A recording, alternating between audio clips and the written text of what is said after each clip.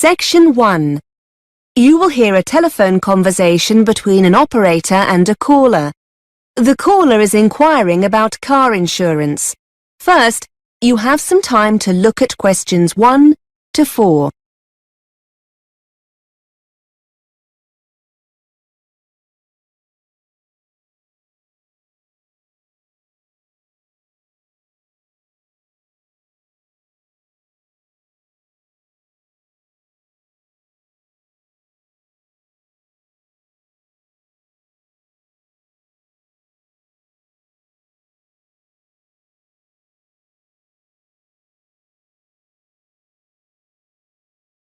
Now we shall begin.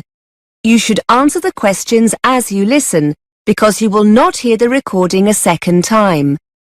Listen carefully and answer questions 1 to 4. Good afternoon, Heartline Car Insurance. How can I help you? Hello, I'd like to speak to someone about car insurance. Certainly, sir. Can I take your name, please? It's Liam Bird. OK, Mr. Bird. Is the policy for you? Yes, I bought the car last night. It's still with the original owner, though, until I get the insurance sorted out. Will I be able to do this over the phone now? Of course, sir.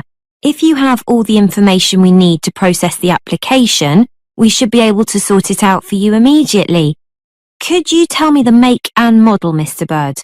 Yes, it's a Ford Fiesta. And can I have the registration number, please?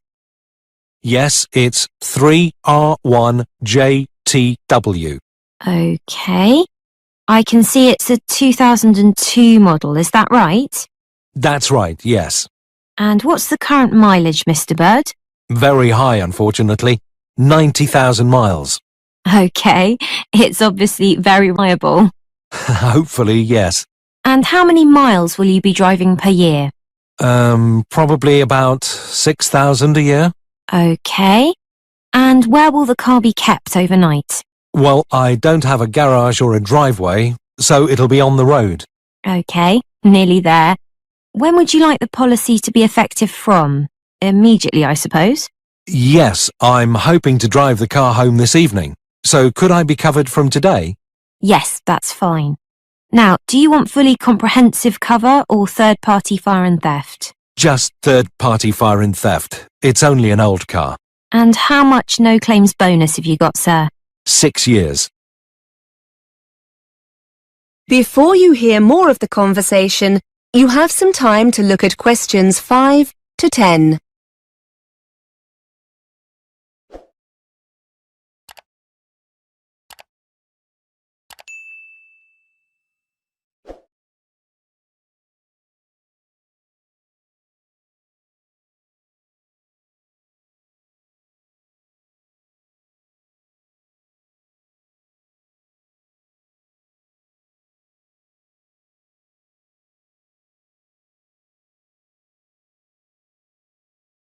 Now listen and answer questions 5 to 10.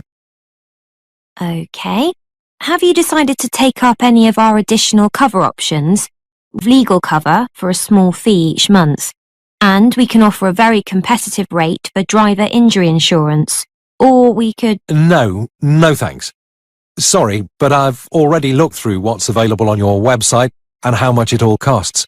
I've got breakdown cover with another company, and the car comes with a spare set of keys, so I should be okay there.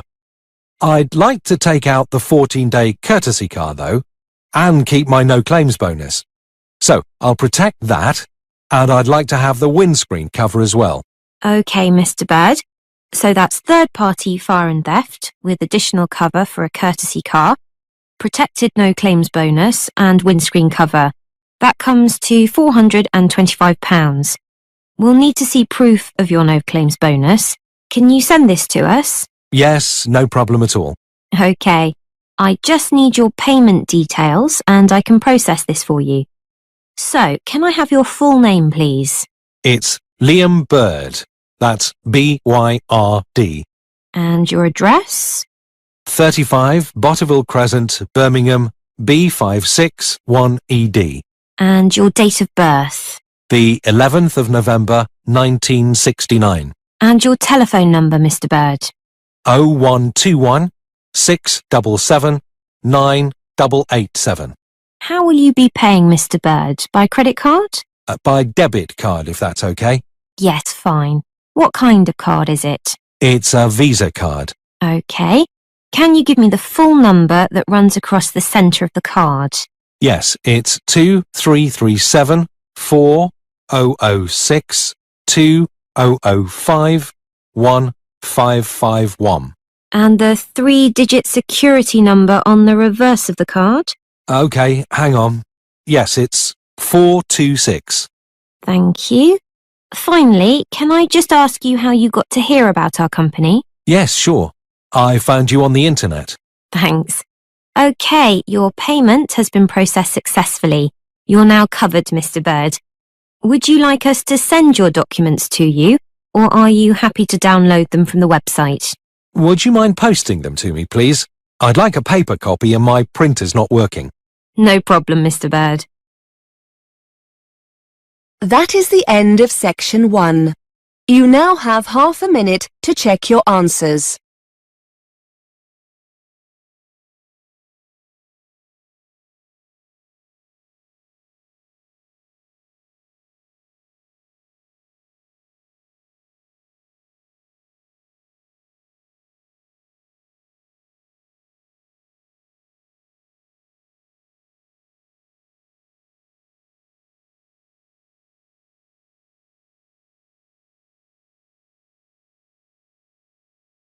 Now turn to section 2. Section 2. You will hear a presenter interviewing a student on a radio show. The student is talking about her experiences of mountain climbing. First, you have some time to look at questions 11 to 14.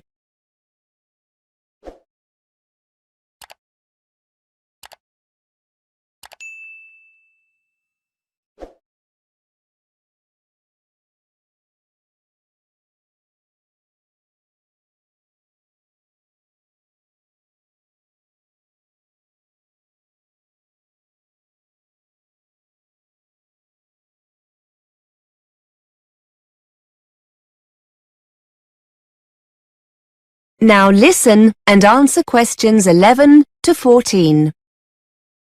Welcome back to BURS, your independent student union radio station. We're looking at some of the incredible feats one or two of you have been up to during your summer break. I'm with Catherine, who's going to tell us about her successful climb of one of the most iconic mountains in the world, Mont Blanc. Catherine, tell us a little about your achievement. Well, actually, it was the second time I've reached the summit. The first was in 2007, the year before I came to university. People are often surprised to hear how popular the mountain is with climbers. I've read somewhere over 30,000 people attempt the climb each year, and around 200 people a day summit during the summer season, so it's very crowded up there.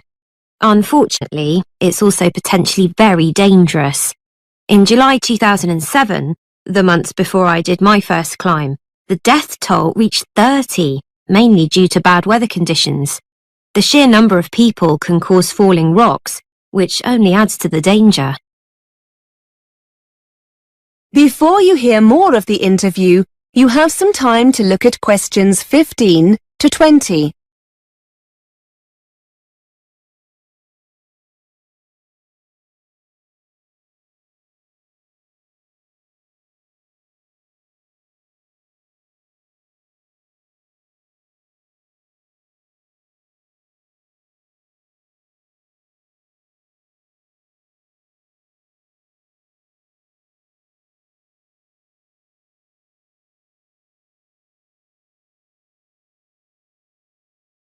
Now listen and answer questions 15 to 20. So why did you do the same climb twice? And was it easier the second time around? In many ways, they were totally different experiences. The first time I went as part of an organised group. There were about 20 of us, and we took 4 days to summit. It was much more of a sociable experience compared to the second climb. This year, I decided to go solo, with just one overnight stop. I felt more confident having already summited once, and I wanted to face the challenge of being in control. Actually, you're never really alone. There are other climbers and groups around all the time, but I suppose being alone made me feel more intrepid. The first climb was quite difficult as the weather was very changeable, and we found ourselves climbing in very cold, windy conditions. We were in a group, so we offered each other encouragement, but it was still very difficult. The weather this time was wonderful. Plus, I also spent a few days beforehand in Chamonix and acclimatised myself more to the altitude. This certainly made it easier. You can achieve the same thing by climbing some of the smaller peaks in the area first, but I wanted a more leisurely start. It was fantastic. I thoroughly enjoyed it. Did your experiences on the first climb help you the second time around? I'm wondering if you have any useful advice for others planning on doing something similar. Well, because the climb's becoming so popular, I think people don't always give it the respect it deserves. And I'm not talking here about the physical condition you need to be in to take on a challenge like this, or having the right equipment. That goes without saying. I think what took me by surprise more than anything else was the extreme weather conditions, even in the summer. For those who want to summit in a single day or two, the climb will often start early in the morning, so you'll need to make sure you're wearing enough layer to protect yourself from the cold and wind. You'll be glad of this when you hit queues and find yourself standing around, waiting to move on. Then at the other extreme, around midday, you must make sure you're fully protected from the sun, or you're likely to get very badly burnt. Whether you climb alone, in a group, or with a guide, that will depend on your own experience. But however you decide to go, it's essential that you take your time and get used to the altitude. Okay, many thanks for taking the time to come in and tell us all about it. That is the end of section 2. You now have half a minute to check your answers.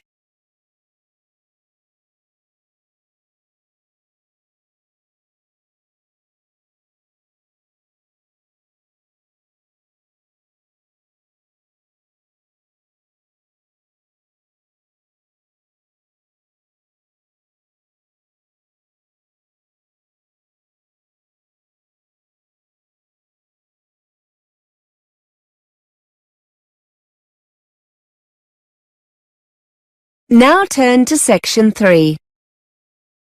Section 3.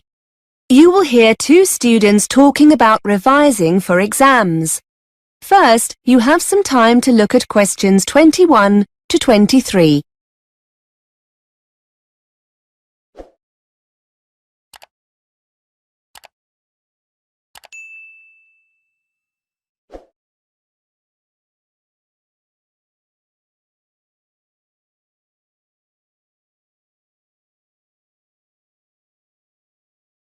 Now listen and answer questions 21 to 23. Elaine, have you seen the exam timetable? They've just put it up on the department notice board. Yeah, I've just come from there. I must be honest, I'd put the thought of exams to the back of my mind.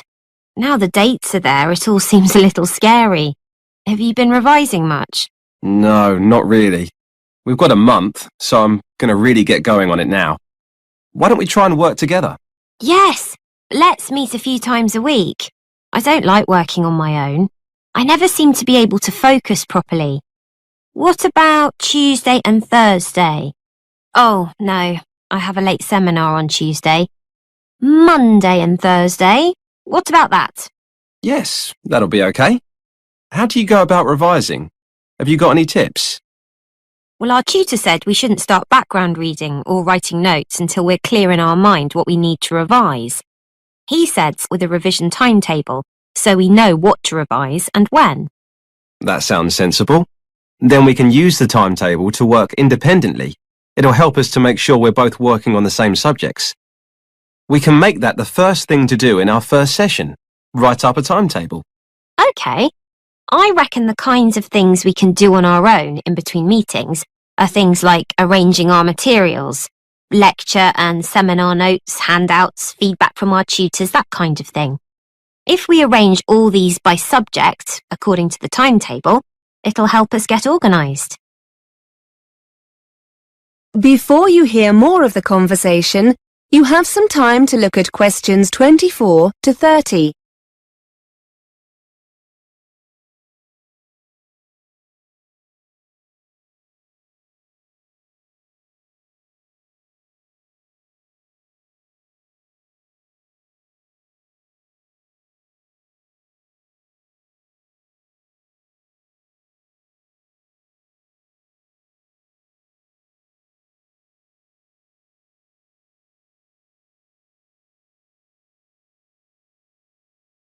Now listen and answer questions 24 to 30. Good idea. Once we have all the content, I suppose we could make notes based on past exam papers. We had a talk about note-taking in one of the seminars. They reckon you shouldn't copy word for word. It helps to learn things if you paraphrase main points. And don't just copy loads of facts either. Try to get a feel for the main arguments or theories and match any facts to these. I also like using mind maps or spidergrams when I make notes. It means you can put down a lot of information, but so that it's nicely organised. It also means you can add new notes after. And bullet points. They really help you focus on main points rather than trying to link them together in sentences. We also need to remember to make a note of where the information comes from. The author, publisher, that kind of thing. That's really important. Otherwise, when you're writing the assignment, you can never remember where you got a particular quote from. I know I said earlier about testing each other when we get together, but now I think about it, do you think it would be a better idea to talk through our notes on a particular subject? Have a kind of discussion between ourselves? We could use the questions in the past papers to base the discussion on. Yes, so basically the timetable can be a discussion schedule. Then after each session, we could go away and do a timed essay on the subject. Maybe swap and mark each other's essays. That's a good way to learn, I think. Critique each other's work. Great idea. So we'll start next Monday with the timetable. That is the end of section 3. You now have half a minute to check your answers.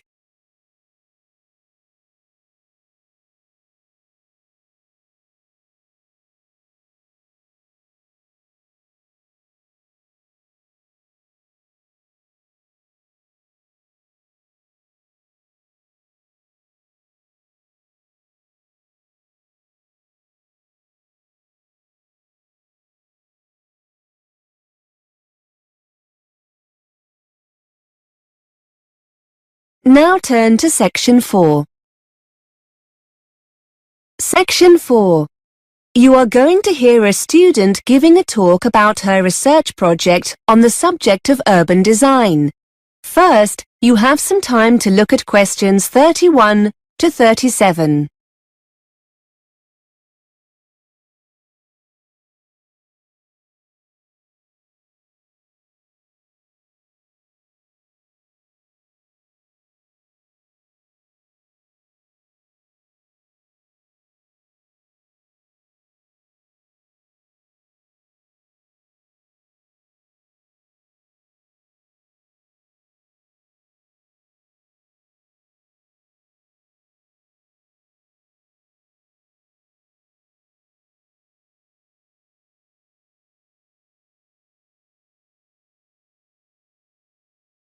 Now listen and answer questions 31 to 37.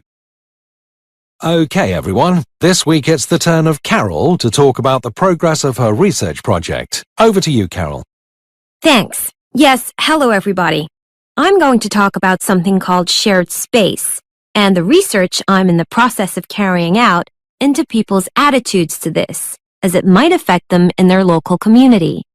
First, I'd best explain what shared space is. In essence, shared space is an approach to urban design that attempts to open up main street junctions to pedestrians by reducing the dominance of motor vehicles. It's a form of planning associated with a Dutch road traffic engineer called Hans Munderman, who believed that, by sharing the space available, drivers become more aware of pedestrians and drive more carefully. Pedestrians are able to move more freely in this shared space, and the number of accidents is reduced. Shared space design is usually employed in urban centers where pedestrians congregate, such as in shopping areas.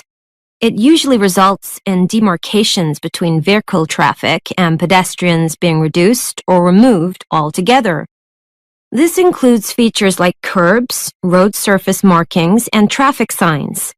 There are many examples of shared space in operation abroad and in the UK, for example in Kensington High Street in London and Giles Circus in Ipswich. In addition to a decline in accidents, those in favor of shared space also claim additional benefits such as a reduction in unsightly street furniture, like signs and metal guardrails, which can be replaced with more trees, planters, seating areas, and other aesthetic improvements determined by local people. With these urban centers easier to get around in, supporters claim that people are more inclined to shop there, and as a consequence, the center can become a more thriving area for local people and businesses. Here are some before and after photographs of shared space developments to give you an idea of what it looks like.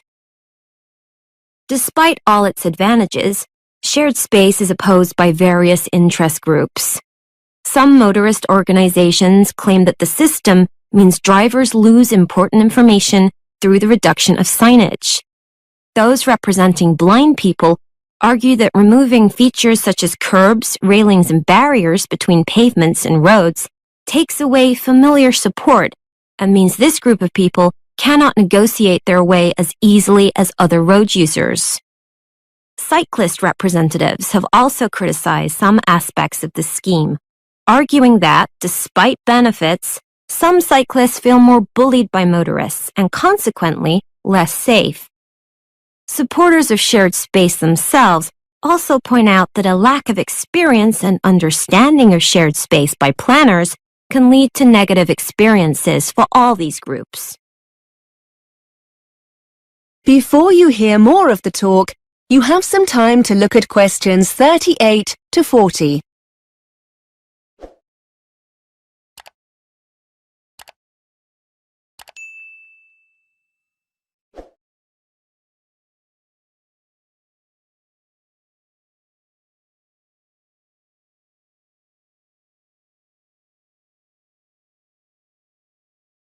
Now listen and answer questions 38 to 40.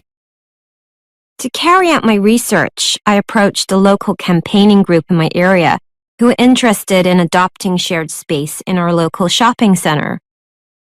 I discovered that they were very keen to get feedback from local residents on shared space, and because of the experience I'd gained in research methods, they were keen for me to construct a questionnaire for them. The focus group have a website and an active social media presence, and they decided that the questionnaire will be available as an online survey. Hard copy questionnaires will also be used for face-to-face interviews. There are plans to leave paper questionnaires in the local library, but this is still under discussion. Interviews using the questionnaires will be carried out with pedestrians in the area itself. The group don't have the resources to deliver additional questionnaires to the homes of local residents, so this option was dropped. We have met on several occasions to agree on the data the focus group need. I've pointed out that if they want valid results, the questions must be totally unbiased and not in any way loaded to encourage participants to give the preferred answer. Also, we mustn't assume that participants have sufficient information to answer these questions. We're currently looking into how we can best present the concept of shared space during interviews. I've designed some of the questionnaire, and I'd just like to spend a few minutes going through it with you. I'd be grateful for any feedback you have. That is the end of section 4.